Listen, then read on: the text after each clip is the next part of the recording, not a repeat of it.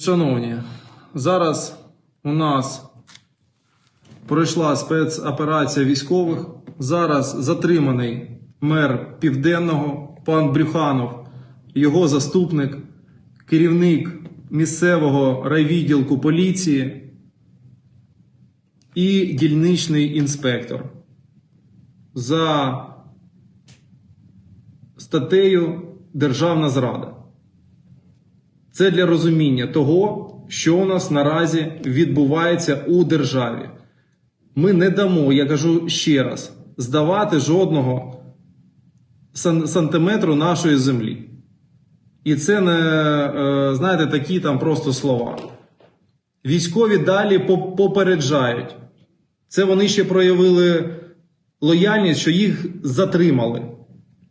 Цитата: «Розстрілювати будуть на місці».